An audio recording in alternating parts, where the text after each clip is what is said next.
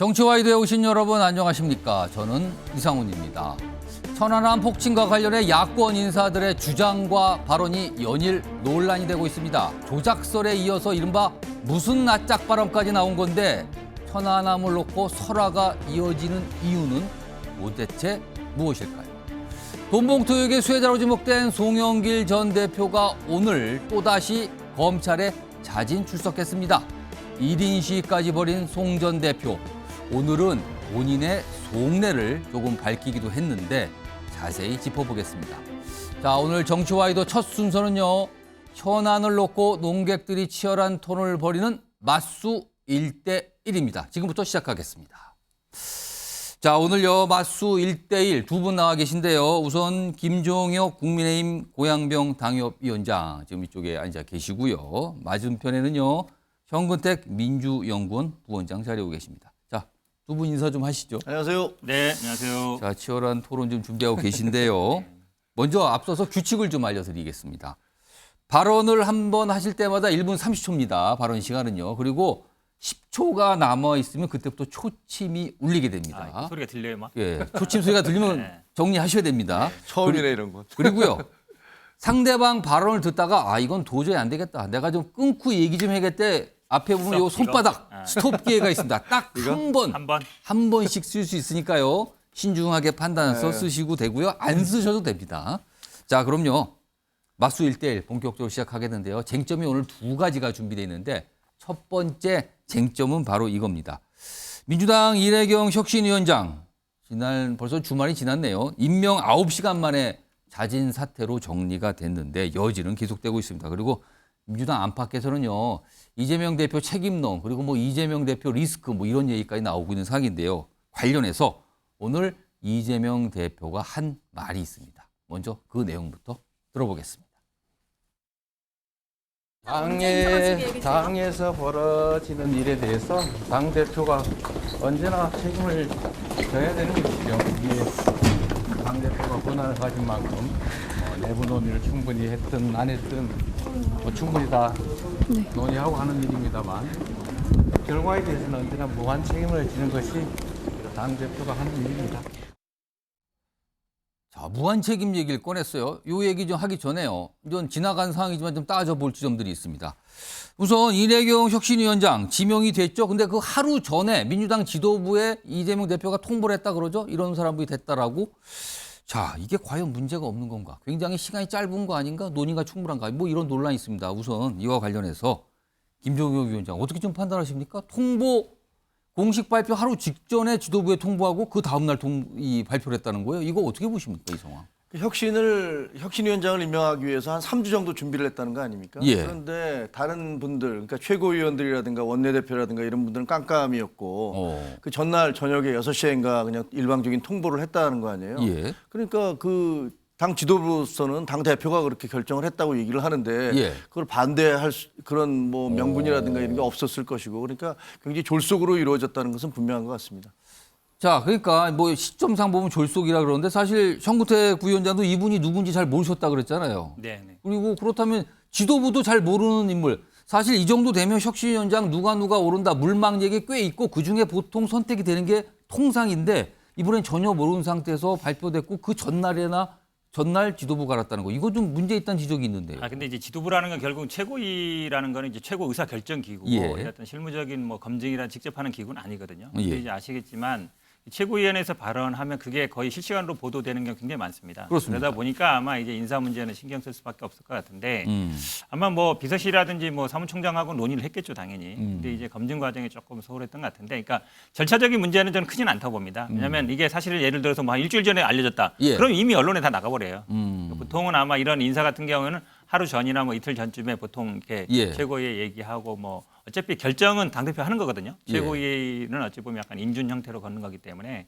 그런데 그러면 그 전에 약간 검증 절차는 좀 소홀했던 거 아니냐. 그러니까 모르겠습니다만 이게 등잔 밑이 어둡다고 사실은 지금은 어떤 사람에 대해서 인물을 딱 찾을 때는 저희 같은 경우에는 SNS를 먼저 찾아보지 않습니까? 요즘은 기자들도 기본이죠, 그렇고 그게. 먼저 찾아보는데 예. 아마 이제 주변에 뭐 예전에 뭐 민주화 운동했던 분들 이런 분들의 추천을 받다 보니까 이제 그런 것들이 좀 소홀하지 않았나 이렇게 보입니다. 지금 김진호 위원장께서는 좀 졸속으로 뭔가 이루어진 거 아니냐 이런 지적을 좀 하셨는데 그건 어떻게 좀 판단하십니까? 결국은 아마 뭐 결국은 혁신위원을 만들기로 한 거는 이제 의원총회를 거쳤지만 예. 그래도 혁신이라는 거는 원내에 만들 수는 없는 겁니다. 예. 당내 기구라 해야 되는 것이고요. 그리고 대체적인 컨센서스가 일단은 현재 원내 인사, 당내 인사는 좀 그렇다. 예. 왜냐하면 그래도 지금 이제 현재 의원들이 아무래도 혁신의 대상이 될 수밖에 없거든요. 그럼 이제 원내 인사가 맞는 것 같고 두 번째는 아마 다음 총선에 출마하는 분은 좀 곤란하지 않느냐 이제 두 가지 기준이 있었던 것 같아요. 그럼 이제 당 밖에서 찾을 수밖에 없고 그 다음에 이제 뭐 본인이 이제 출마 생각이 예. 없는 사람 중에서 찾았던 것 같은데 아마 근데 지금 민주당이 그렇게 만만한 상황이 아니기 때문에 예. 많은 분들이 아마 뭐 고사하지 않았나 이렇게 보고 있습니다. 예, 말씀하세요. 저는 뭐 검증이 조금 소홀하지 않았냐고 그러는데 이게 어떻게 조금 소홀인지 잘 모르겠어요. 어느 방송사에서 그 어느 언론사에서 확인해봤지만 SNS에 10분만 검색을 해보니까 예. 이런 내용들이 다 나오더라. 근데 이게 어떻게 조금 소홀인지 잘 모르겠고 제가 졸속으로 결정됐다는 것은 이것은 절차의 졸속을 말씀드리는 거예요. 그러니까 최고위원들이라든가 다른 어떤 원내대표라든가 당 지도부에게 제대로 얘기하지 않은 그 절차의 졸속을 얘기하는 것이고 실질적으로 내용상의 졸속이었는지 잘 모르겠어요. 과연 예. 이재명 대표가 이분이 이런 식의 주장과 논리를 폈다는 걸 모르고 임명을 했을까? 예. 그건 저는 이해하기가 어려워요. 설마 그럼 아무리 김준호 엉터리라도. 위원장께서는 어떻게 이걸 그러니까 이렇게 시각이 있어요. 지금 이 이대경 전 혁신위원장 뭐 내정됐다 이제 사퇴했으니까요. 전인데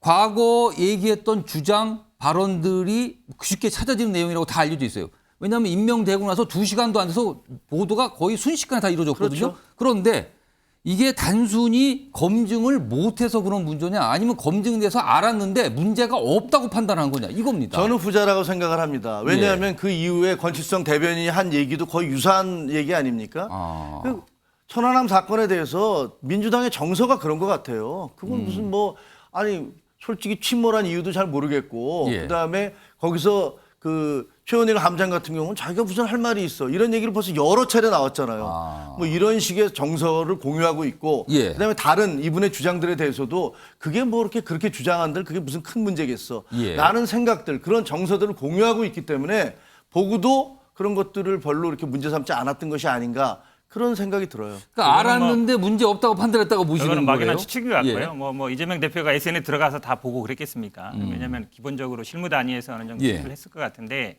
아마 SNS를 정확하게 못 본 거는 맞는 것 같습니다. 지금 말처럼 다 봤는데 뭐 그거를 다 문제 없다라고 얘기한 건 이분이 기본적인 인식이나 써온 글들이 보면 이제 예. 과거 운동권들이 가졌던 한 생각인 것 같아요. 근데 정치권이라든지 아니면 제도권에 왔을 때는 허용 안 되는 범위에 있는 것들이 맞거든요. 예. 기본적으로 정치하는 분들은 이 정도 판단을 합니다. 저도 예. 마찬가지고. 그러니까 천안함에 대한 입장이든 코로나에 대한 입장이든 기본적으로 정해진 룰이 있어요. 예. 정해진 틀이 있고 이제 거기에 좀 벗어나는 얘기들이 있었던 것 같은데 이거를 다 사전에 체크해서 알고도 문제 없다라고 했을 것 같지는 않습니다. 제가 보기에 민주당이 그러면 그 정도로 뭐 검증이 좀 부실했다 이렇게 보시는 겁니까? 그러니까 조금 소홀했던 것 같고요. 그다음에 절차적인 문제도 그렇습니다. 그러니까 예. 인사 이런 혁신이라든지 비대위원장 선임할 때도 보면 사전에 사실은 뭐 그러니까 물밑에서는 논의하는 단위가 있겠죠. 근데 예. 최고위라는 건 어느 정도 이제 뭐 전날이나 전전날이나 이렇게 얘기하면 되는 것이지 이거를 뭐 사전에 이런 분이 있습니다. 어떻습니까? 의견 구하고 그러면 이미 언론에 나가버려요. 예. 네, 그러니까 그 정도 보안 문제는 있기 때문에 저희들이 사실은 뭐 최고위원을 해보면 최고위원회에서 비공개로 하는 것 자체도 바로 나갈 예. 때가 있거든요. 그러니까 인사 문제에서는 그 정도 좀 보안 문제도 신경을 썼다라고 보는 게 맞는 자, 것 같습니다. 그럼요. 일단 일은 터졌어요. 더 하실 말씀 있으신가요? 왜냐하면 저는 예. 그게 뭐 과거 운동권의 생각이다라고 예. 얘기하는 걸 동의하기가 참 어려워요. 오. 왜냐하면 천안함은 자폭을 한 것이다. 그다음에 코로나는 미국이 진원지다. 아, 푸틴은 독재자가 아니다. 미국이 지난 그 우리 대선에 개입을 대선기. 했다는 것을 예. 중국이 밝혔다. 아. 아니 이것이 무슨 운동권의 생각입니까? 이게 운동권과 무슨 상관이에요? 이거는 합리적이고 상식적인 것이냐 아니면 도대체 그렇지 않느냐의 문제지. 예. 여기다가 뭐 운동권에서는 그런 생각을 했다라면 운동권에 과거에 운동했던 많은 분들이 예. 무슨 소리 하는 거야? 이런 생각을 하실 것 같아요. 네, 제가 말씀드린 거는 그렇게 생각하는 분들도 있다는 거예요. 제가 그분이 옳고 그러다는 판단하는 게 아니라, 그러니까 예. 생각은 자유지 않습니까? 본인의 판단은 자유인데, 근데 이렇게 생각했던 분이 제도권 정치권으로 들어왔을 때 과연 그게 용납될 수 있느냐, 아니면 그런 분이 만약에 혁신위원장 하는 게 맞느냐, 이런 판단의 문제지. 그 개인의 생각이든지 판단은 우리가 뭐라고 할 수 있겠습니까? 알겠습니다. 자, 이 쟁점에 원래 쟁점의 질문이 있었는데요. 일은 터졌어요. 그래서 이재명 대표가 오늘 입장도 했는데 무한 책임 얘기를 꺼냈거든요. 그렇다면 구체적으로 이재명 대표는 어떻게 책임을 져야 한다고 생각하시는지 두 분의 의견을 좀 들어보겠습니다. 자, 김종욱 위원장. 먼저 저쪽에서 하신 게 낫지 그러면 않을까. 자기 정- 김종인 정대- 위원장님 정대 얘기가 부원장. 안 들어도 뻔하고요. 사퇴해라 예. 얘기할 것이고 뭐 이재명 대표에 대한 사퇴 얘기는 뭐 수사 받을 때부터 예. 재판 받을 때부터 뭐 계속 나온 얘기이기 때문에 뭐 반복할 필요는 없는 것 같은데 저는 뭐 빨리 일단 수습하고 예. 새 혁신위원장을 만드는 게 중요하다. 오. 그리고 혁신위원장이 지금 얘기한 것처럼 어느 정도 정권을 갖는 게 맞다. 왜냐하면 지금 민주당에서 장경태 의원 중심으로 혁신을 만들었었습니다. 그때도 사실은 혁신안이 많이 나왔습니다. 예. 제일 부딪혔던 게 뭐냐면 삼선 초과 금지. 그거를 이제 얘기가 장경태 있었죠. 의원은 예. 한번 올렸어요. 예. 근데 다선 의원들이 엄청 반발하고 엄청 뭐라 그랬죠. 예, 그러면서 사실은 혁신위가 거의 좌초됐습니다. 어. 근데 저는 뭐 원에 있으니까 이런 얘기 자유롭게 합니다만 사실은 지금 당내에서 최고 기득권은 현역 의원이에요. 그 중에도 다선 의원. 예. 그러니까 민주당으로 보면 다선 의원들이 대부분 386에 포진해 있습니다. 어. 이런 분들이 최고 기득권이에요. 제가 보기에. 예. 3선 이상 초과 금지를 할 수 있느냐. 예. 저는 그거는 원내 인사 절대 불가능하다고 봅니다. 어. 특히 장경태 의원도 사실은 그때 어려움을 토로했던 게 초선 의원이라 힘들다. 예. 저희 초선인데 삼선 초과 금지했더니 다 다선 의원들이 뭐라고 한다 이랬거든요. 예. 그러다 보니까 뭐 대의원제 축소라든지 여러 가지 안이 나왔는데 결국은 안 된 거예요. 그러려면 그러니까 이 결국은 정권이라는 게 뭐 비대위처럼 뭐 당대표 권한을 가지고 뭐 공천을 한다 이건 아니고 예. 정권에 임면 제가 보기에는 혁신안을 만들 수 있거든요. 예. 만드는 과정에 일단 당 지도부가 관여하지 말아야 되고 그 어. 만든 안을 가급적 가능하면 수정 없이 그대로 당 지도부가 받아서 그걸 혁신안을 통과시켜야 돼요. 그렇지 시간이- 않고 만드는 시간이 다 과정에도 됐습니다. 관여하고 만든 다음에도 만약에 통과가 안 되면 그거는 뭐 있으나 마나한 혁신이가 되겠죠. 그러니까 핵심은 이재명 대표가 말한 무한 책임이라는 거는 새로운 혁신위원장을 뽑고 혁신을 강하게 추진한다. 이게 책임을 지는 거다. 이 말씀인가요? 그러면? 네, 제 말은 그렇습니다.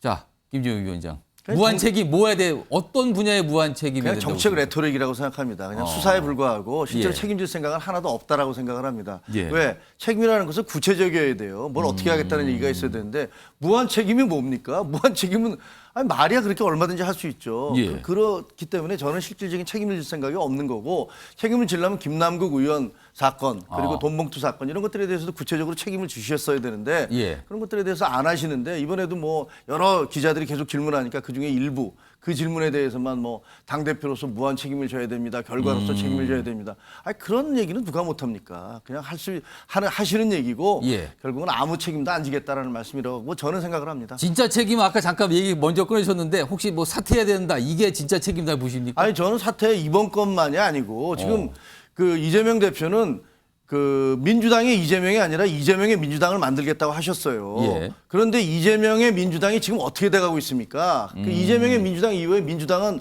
그동안 오랜 전통을 가졌던 민주당이 계속 무너져 내려가고 있어요. 예. 그런 부분들에 대해서 책임을 지셔야죠. 본인이 무엇을 하시든 뭐 사퇴해라 말아를 다른 당 경쟁당에서 얘기하는 건 뭐 문제가 있고요. 알아서 하시되 그리고 뭐 저희가 뭐 이재명 대표가 사퇴하시든 안 하시든 뭐 그걸 갖고 뭐라고 할 이유는 없습니다.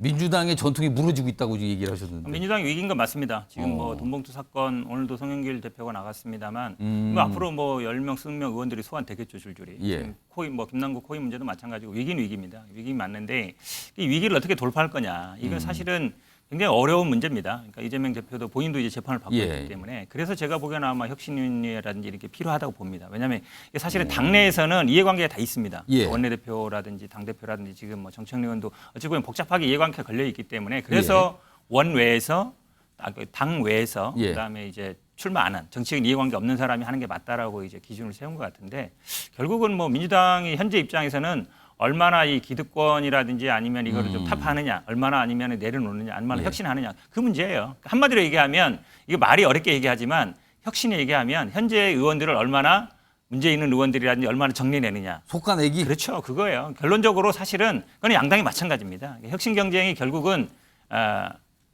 정치권에 대한 불응이 굉장히 많습니다. 그리고 21대 국회에 대한 기본적으로 평가 예. 별로 안 좋습니다. 그러면 얼마나 물갈이 해낼 수 있느냐. 근데 그거를 인위적으로 네 편 내 편 나르면 안 돼요.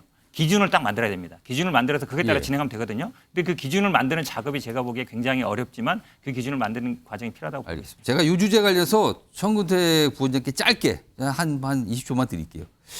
이 이대경 혁신위원장 이재명 대표가 누군가의 추천을 받았다는 얘기 나오잖아요. 구체적으로 민주당 내에서 누구한테 추천받았다고 얘기가 들립니까? 저도 뭐 직접 못 들었는데 송갑석 최고위원이 아침에 라디오에서 얘기가 보니까 뭐 옛날 민주화운동 원루그룹 남세웅 신부 이런 분을 얘기했던 것 같은데 아마 그럴 가능성이 높은 것 같은 게 이분도 왜냐하면 민주화운동을 해왔고 그리고 또 사실은 당내에서 별로 알려진 인물은 아닙니다. 그럼 예. 아마 이제 제야그룹에서 추천할 가능성이 높다라고 보겠습니다. 알겠습니다.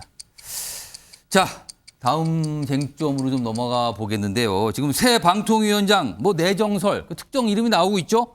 이동관 대통령실 대외협력특보, 과거에 청와대 홍보수석을 지냈던 인물인데요. 야당에서는 단박에 지금 뭐 자격 미달이다, 뭐 이렇게 하고 있고요. 뭐 국민의힘에서는 아직까지 뭐 정해진 것도 아닌데 왜 그런 반응입니까? 약간 좀 반박하는 모습도 있습니다. 그런데요. 가장 큰 논란은 과거 아들 관련된 문제가 좀 하나 있거든요. 이와 관련해서요. 국민의힘 내부에서도 걱정하는 목소리가 있습니다. 그 내용부터 들어보겠습니다. 그런 우려들을 지지자분들이나 당원분들이 문자로 많이 보내주셔서 저 일주일 사이에 문자가 1000통 넘게 왔어요. 네, 정말 제가 세보니까 만약 후보자로 지정이 된다면 그 부분에 대해서 국민 여러분께서 납득할 수 있는 충분한 해명이나 뭐 후속 조치 과정들 이런 것들이 있어야 될 것이다. 뭐 자, 현무태 부원장, 이동관 전 홍보수석이죠. 과거에 청와대 이명박 정부 당시인데 방통위원장 내정설 거의 내정됐다 이렇게까지 보도되고 있어요. 자, 어떻게 판단하십니까 지금? 일단 두 가지죠. 이분이 과연 이제 방통위원장을 적격하냐. 예. 과거에 이제 우리가 다 기억하겠지만 KBS 뭐 사장 사퇴라든지 MBC PD 수첩이라든지 그다음에 미디어법 날치기라든지 굉장히 어찌 보면 방송 장악에 적극 나섰던 분이거든요. 근데 뭐 KBS 사장도 무죄 받았고 PD 수첩도 무죄 받고 이랬습니다. 이런 부분이 있고 두 번째 최근에 논란이 되는 게 이제 학폭 문제가 있거든요. 이분이 마침 2011년 아마 뭐 청와대 수석이라든지 아니면 특보 역할을 할 때인데 그때 있었던 일입니다. 그때 있었던 일인데 이게 2015년에도 문제가 불거졌는데 해결이 잘 안 됐습니다. 근데 기준이요. 국민들의 눈높이가 굉장히 높아졌습니다. 학폭은 시효도 관련. 없어요.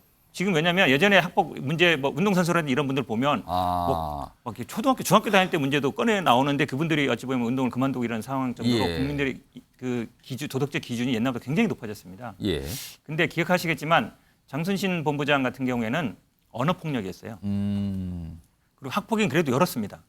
그리고 전학 가고 명문대 가고. 근데 이분은 육체적인 폭력이에요. 뭐 책상에 눕히기도 하고 친구 보고 때리라 하기도 하고 그다음에 뭐 300번 뭐 책상에 찍었다는 얘기도 있고. 근데 중요한 문제는 학폭이 안 열렸어요. 근데 전학 가고 명문대 지낸 건 똑같아요. 장순신 본부장 사례의 경우에 보면 물리적인 충돌이 없었단 말이에요. 학폭은 열렸고. 근데 이분은 물리적인 육체적인 폭력이 있었고 학폭이 안 열렸고 당시에 권력의 핵심이 있었고 이부터 당연히 문제가 될 수밖에 없죠. 자, 이 사안 관련해서 지금 뭐 문제점이 몇 가지 있다라고 좀 지적을 해주셨는데 이번에 김종혁 위원장은 어떻게 판단하십니까? 두 가지잖아요. 가장 핵심적인 것은 과연 그분이 이게 적합하냐라는 문제. 과거에 MB 정권에서 홍보수석을 했는데 그게 적합하냐 이 자리가 방통위원장. 두 번째는 이제 지금 말씀하신 대로 학폭 문제예요. 근데 제가 아는 거하고는 좀 다른 것 같아요. 왜 어떻게 다르냐면 일단 KBS 사장 정현주 사장이거든요. 정현주 사장이 그때 해임된 것은요. 그때 감사원이 1,400억인가를 방만하게 지출을 했다고 해서 그것을 문제를 삼아서 이사회가 해임을 했어요. 그리고 그거를 이제 정부가 받아들여서 해임을 했는데 대법원에서 무죄 판결이 난 게 뭐냐면요. 소명 절차, 내용이 문제가 아니고 소명 절차를 제대로 받아주지 않았다는 걸로 저는 알고 있습니다. 그래서 이번에 한상혁 방통위원장이 왜 이렇게 늦게까지 문제가 생겼는데 왜 늦게까지 늦게 해임을 했느냐, 면직을 시켰느냐도 소명 기회를 다 준 다음에 해야지 법적으로 문제가 없다라는 것 때문에 된 걸로 알고 있고요. PD수첩은 광우병 보도 아니었습니까? 저도 평생 언론에 있었지만 PD수첩의 광우병 보도가 문제가 없다라고 저는 생각하지 않거든요. 제가 만약에 그때 당시 홍보수석이었어도 그것은 법적 다툼을 해볼 것이었다고 생각을 합니다. 뭐 이런 부분은 그렇다 치고 두 번째 그 학폭 문제 있잖아요. 관련된 문제요. 학폭 문제는 가장 중요한 건 그때 당시에 피해자들이 지금 어떻게 생각하고 있느냐 그것이 중요해요. 근데 여러 가지 지금 야당에서 주장하는 내용과 다른 게 나오는 게 2015년 9월 달인가에 졸업생 200명, 하나고등학교 학생, H고등학교 학생 200명이 피해 학생을 포함해서 성명을 냈어요. 그거 그때 당시에 그 교사가 전모 교사께서 너무 과도한 주장을 하셨다. 그래서 학교와 학생들의 명예를 훼손시켰다라는 성명을 낸 게 있고요. 그다음에 이 교사 당사자가 이재명 캠프에서 활동을 했다. 그다음에 경기도 교육정책관을 했고 정교조 참교육연구소장을 했고 예. 그다음에 민주당 강모의원의 보좌관을 하다가 의장이 교사 출신이 그건 안 된다 해서 직권 면직을 시켰더니 그걸로 소송을 걸고 예. 있다라는 여러 가지 문제가 있어서 이게 뭐지? 그렇다면 이게 그 폭로 자체가 정치적인 것이었나라는 생각을 하게 합니다. 전형적인 물건인데요. 지금 뭐 정현주 사장 같은 경우는 그 사건이 아니고요. 그 당시에 이제 법인세 법원에서 조정안을 냈어요. 이렇게 조정해라. 조정을 받아들였는데 그게 배임이다. 라고 해서 이제 기소됐던 거죠. 예. 말도 안 돼. 그 당시에 모든 법조인들이 이건 말도 안 된다. 어떻게 법원이 조정안을 받아들이는 걸 배임이라 하느냐 얘기했고 PD 수첩 같은 경우는 기소한 것 자체가 문제죠. 예를 들어서 언준이 가거나 뭐 이거 누가 문제 삼겠습니까? 근데 이런 걸 기소했다는 건 문제고 지금 말씀이 어찌 보면 약간 이제 뭐 메신저를 공격하는 방식으로 가고 있는데 이게 2011년에 있었던 일이에요. 2015년에 이미 인권위에도 문제가 됐었고 서울시에도 문제가 됐었고 국회에도 정의당 의원님 얘기하지 않았습니까? 찾아와서 하나고 쪽에 찾아와서 얘기하더라라고 얘기가 다 나오고 있습니다. 이걸 자칫 무슨 그 이후에 벌어진 일, 2011년 이후에 벌어진 여러 가지 정치적인 행보를 가지고 의도 있다 그러면 그럼 그 당시에 2015년에 서울시에 있던 분들이 다 이거 나중에 이동관 나중에 뭐 잘 될 것 같으니까 그때 문제 제기하지 이랬겠습니까? 2011년 당시에 권력의 핵심에 있던 분이 왜 학폭위도 열리지 않고 왜 그거가 제대로 처리가 안 되느냐 이때 문제가 됐던 거예요. 이미 다시 불거진 거죠. 왜냐 이분이 다시 또 권력의 핵심으로 들어오기 때문에. PD 수첩에 대한 기사를 그 기소를 권력이 합니까? 그건 수석이 합니까? 그거는 검찰이 하는 거고 법원이 하는 겁니다. 그거는 사법부와 행정부의 어떤 권한에 대해서 오인이라는 생각이 들고요. 그 다음에 그 학폭에 대해서 폭로를 왜 그럼 2011년에 안 했습니까? 그게 왜 그 뒤에 몇 년 뒤에 그게 이루어져야 되죠? 그 자료 유출을 그 예를 들면 그 진술서 본인은 폭로한 그 교사는 진술을 들은 상담 교사도 아니에요. 근데 자기가 들은 간접적인 것들을 갖다가 유출을 했고 그걸로 인해서 그 상담했던 교사가 항의를 하고 성명을 냈던 적도 있습니다. 알겠습니다. 뭐 이런 문제가 있다는 거 맞습니다. 잠깐만요. 시간이 많이 지나서 제가 30초씩만 한 번씩 드릴게요. 먼저 말씀하세요. 현근택 부위원장. 아니 앞에 민주당 거는 15분 하고 이거는 뭐 5분 하고 마치면은 시간 배분이 일단 안 맞는 거고요. 말씀하세요. 아니 전체적으로 일단 배분이 안 맞다는 말씀드리는 거고 기본적으로 검찰이 독자적으로 했다 누가 생각하겠습니까 당시에 지금 벌어진 거 보면 알잖아요. 지금 윤석열 정부에서 보면 검찰이 아니 MBC 그 무슨 한동훈 장관 뭐 주민등록증 했다고 압수수색하는 경우는 처음 봤어요. 기자들 아마 이 얘기 들으면 기자들이나 언론에 있는 분 다 알 거예요. 이 인사검증 과정에 물론 본인의 내밀한 것들은 하면 안 되지만 검증 과정이 있는 거거든요. 이런 거 가지고 압수수색하지 않습니까? 근데 그걸 보고 검찰이 뭐 독자적으로 판단했다라고 해서 누가 생각하겠습니까? 그리고 지금 이거를 의도적으로 지금 와서 했다? 이분이 예를 들어 권력에 다시 뭐 방통위원장 안 하고 가만히 있어 보세요. 이거 나왔겠어요? 안 나오는 거예요. 인사 검증이라는 게 이렇습니다. 뭐 장관이 되거나 아니면 뭐가 고위직에 가거나 이랬을 때 과거에 있던 자료들이 다시 나오는 거예요. 위치가 바뀌었기 이거는 때문에 캐비넷에 나온 것도 아니에요. 지금 예를 들어 검찰처럼 캐비넷에 있어가지고 의도적으로 꺼내는 게 아니라 이미 2015년에도 언론에 다 나왔던 얘기입니다. 근데 그 당시에는 이미 이분이 아주 권력 핵심이 있지 않았죠. 근데 지금은 다시 어찌 보면 방통위원장이라는 건 방송 언론계에서 최고 권한을 갖고 있는 사람 아닙니까? 그러다 보니까 나오는 거예요. 이걸 누가 의도적으로 흘렸다 그러겠습니까? 그러니까 고위직에 가기 때문에 검증이 강하게 들어가는 거다. 이런 말씀이에요, 지금요. 이건 저는 그건 100% 인정합니다. 그래야 된다고 생각하고요. 그러니까 기본적으로 학폭의 문제가 됐든 나머지 모든 사안들에 대해서 청문회가 열릴 테니까 거기에서 규명이 될 겁니다. 그리고 그것이 어떤 정치적 의도에 의한 폭로였는지 아니면 정말로 그런 문제가 있었던 것인지는 아마 청문회 과정에서 검증될 거라고 생각하고요. 그거는 뭐 국민으로서 당연히 알아야 될 권리가 있고 야당으로서는 공격할 권리가 있습니다. 그것까지 부인하는 건 아니고요. 하지만 지금까지 들어본 제가 확인해 본 바로는 여러 가지 논란이 될 만한 것들이 있다라는 말씀 드리는 거죠.